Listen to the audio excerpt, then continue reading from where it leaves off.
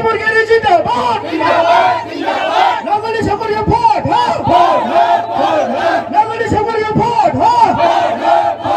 नगर सुबिया भट BPM जिंदाबाद हमरा मोदरी लो हमरा मोदरी लो जय बीपीएम जयन्त थांबा बिनो जयन्तखौथ' होनखांबाय दानि सारमोनहा बे सासे सुबिदा बुग्रा मानसि बुग्रासो बे सासे एमएलए सासे मानसिखौ बुजायनांगौ रायजोखौ बोजबना लानांगौ रायजोखौ बुजायनांगौ नङाबा समाजबा मोनसे दानांगौ बियो समाजानो दाग्रायानो मानसिखौसो बुबाय बियो होमबा एमपि जाबा आरो मा मावगोन बेलाय आरो बे भाषानिबो फोरोङा जानो हागौ बे एबसुनि लिडार खिन्थु भाषायाव बेहा जेबो पइन्ट गैया आरो बिराद बिदिनो एबसुनि प्रेसिडेन्टमोन बिराद गोरोंमोन लेक्साराव बै ओजोंहाय खाथि हैयाखै दा बर'निल' हायो दा फैफिननोसो नागिरदोंनो दा फैनानै आसामाव एमएलएफोर जाफैनोसैनो ओजों खाथिला ब्रेना बेबायदि आरो दा बिदिखौ मानो नांगौ दा बेनिखायनो एकमात्र दा जोङो बुंना लानाय जायो नों निजेनि पार्टिनि मानसि दा खाम्फा बरगयारा जाहैबाय सासे गोदोनि बिएलटि आन्दलननि मेन दैदेनगिरि आरो बिथाङानो बे बिटिसि सुक्ति बानायनाय गासै रायलायनाय जगाजग दिल्लीयाव इन्डियान गभर्नमेन्टजों रायलायनाय आरिनाया गासिबो खाम्फा बरगयारा दैदेनदों आरो बिथाङा गोरों मानसि दिल्लीयावनो फरायनानै फैनाय दा गतिके बिदि मानसिसो नांगौ जोंनो हिन्दी इंलिस जेना गतिके गोरों खोथाखौ बुंनांगोन आरो बेयाव पार्टि हिसाबै नायोबा बिपिएफनि मानसिया बिपिएफनि लिडारा फ्राय जों हाग्रामा महिलारिनि दैदेननायाव जेरावखि थाङा मानो एमएलए जाया मानो एमपि जाया मानो बुंनो गोनां बायथ' जायो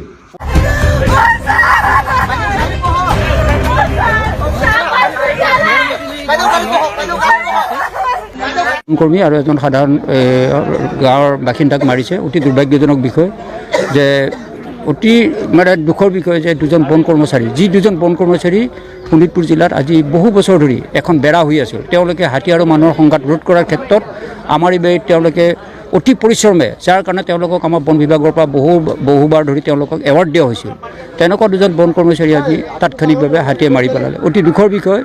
যে অনাগত দিনত এনেকুৱা নহওক আমি ভাবোঁ যে অভয়াৰণ্যত থকা বেদখলকাৰীসকলক উচ্ছেদ কৰিব লাগিব উচ্ছেদ নকৰিলে কিন্তু হাতী মানুহৰ সংখ্যাত ক্ৰমান্বয়ে বৃদ্ধি হৈ গৈ থাকিব অতি দুখৰ বিষয় অনতিপলমে বন বিভাগে হাতীটোৰ কিবা এটা ব্যৱস্থা গ্ৰহণ নকৰিলে অনাগত দিনত আৰু মানুহ মৰাৰ সম্ভাৱনা আছে एभिक्सन खालामनायखौथ' आं बेखौनो बुंगोन जोंहा लिरनायानो दंखायो रावबो थकायनो हाया जे जुननि 12 तारिखनो प्रमद बर' आरो इउजि ब्रह्ममोना आसाम गभर्नमेन्टनिफ्राय एभिक्सन खालामनांगौ होननानै लिरनानै लाना फैदों रावबो थकायनो हाया रावबो खारग'नो हाया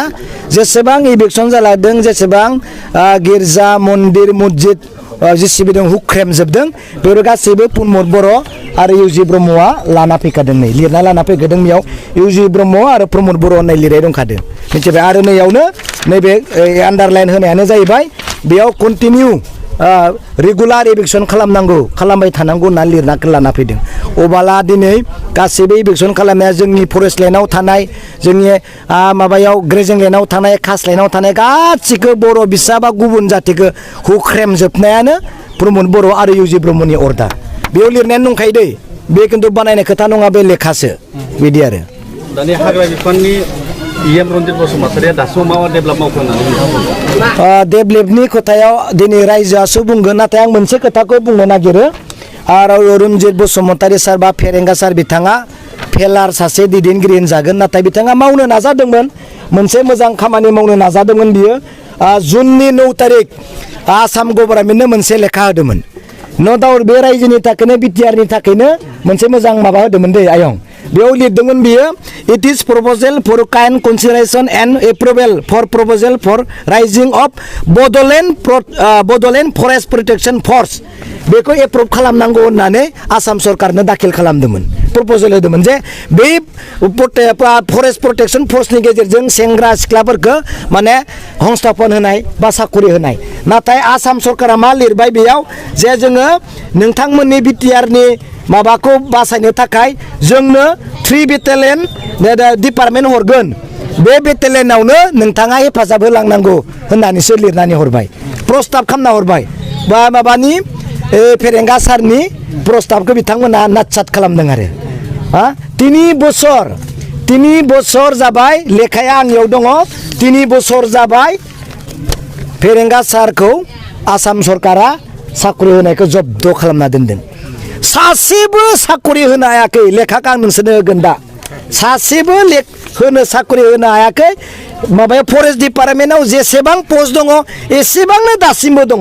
उनाव होगोनखौ आं बुङाखै दासिमबो बिनि एखेयानो दङ अबाय डेभेलप होना बबेयाव नों कालबार ब्रिज न' बानायनायखौ डेभेलप होनगोनबा बेथ' जाखायो नों साकरि होनो हानांगोन फरेस्टखौ बासायनो हानांगोन नों फरेस्टखौ बासायनो थाखाय नों सरकारनिफ्राय प्रप'जेल बिबाय एप्रुभ खालामनो आसाम सरकारा बुंबाय जोंनो होखागोन माने नोंनि प्रप'जेलखौ जों दरखार गैया होनना बुंबाय मिथिबाय बेबायदि बेनिखायनो आं बुंदों रन्जित बसुमतारी सार बिथाङा मा मावदों मा मावाखै रायजोआरि मिथिखाजों आं बुंखाबाय डेभेलपमेन्टनि कुनु नमुना गैया फिसा फिलाखौथ' मावखागोनानो गभर्नमेन्ट जाबाय फैसा फैबाय फान्ड थाबाय फिसा फिलाखौथ' मावखागोनानो खिन्थु रायजोआ जेखौ नुबाला मोजां मोनो मेगनाव नाङो बेखौ दिनैसिम मावनो हायाखै जेरै दोङो बिदिनो दोङो नङा होमबा आयं मा मावदों जेबो गैया बेसिनो बिसायख'थियावथ' जोंहा नै देराखागोन आंथ' डकुमेन्टफोरखौ रायजोफोरनो होजोबखाबाय रायजोफोरखौ कनभिन्स खालामदो हाबफैदो रायजोनियाव नङा होमबा रायजोनियाव मिटिं लादो आरो आयं नोंसोरसो लेंहर इउ पि पि एलखौ सों सिमा बारायनाया मा जाखो स्कुल कलेजफोरखौ मानो दानजाखो माने सेन्ट्रेल इउनिभारसिटिखौ होआ होनना मानो बुंजाखो लेखाया हरलाय होगोन होननायखौ सों आयं मिथिबाय बिसिनियावनो सों इउ पि पि एल बिजेपिफोराबो फैयोना एकदम डाइरेक्ट बिसोरसो उल्था लिंक माने मिटिङाव नेना थानाङा नङा होमबा बिसोरसो उल्था लिंक खाम्फा बरगयारिया 100आव 100% देरहागोन आरो खाम्फा बरगयारिया जा भट होगोन बिटिसिखौ बासायनो थाखायसो जों भट होगोन आरो बेयाव जेबो सार्थ रावाबो गैया आंबो बिटिसिखौ बासायनो थाखायसो दिनै हाग्रामा महिलानि टिमाव खामानि मावगासिनो दं जेबो सार्थ गैया सार्थ थायोबा आं थिका मावना फैसा ना थिका मावनो हायो माथ' दं आरो बेबायदि आरो थेंक इउ मैयानि सानावहाय दरं उदालगुरियाव इलेक्सन जानानै थांबाय बेयाव माला माबाया देरहागोन जोंहा दुर्गा दास बर'आ देरहागोन सोरथ' फेर खेथायनो हानो मेसिना थिगबानो गासिबो थिग मेसिना थिग नङाबानो लाब गैया मिथिबाय बेयाव बेनो थिग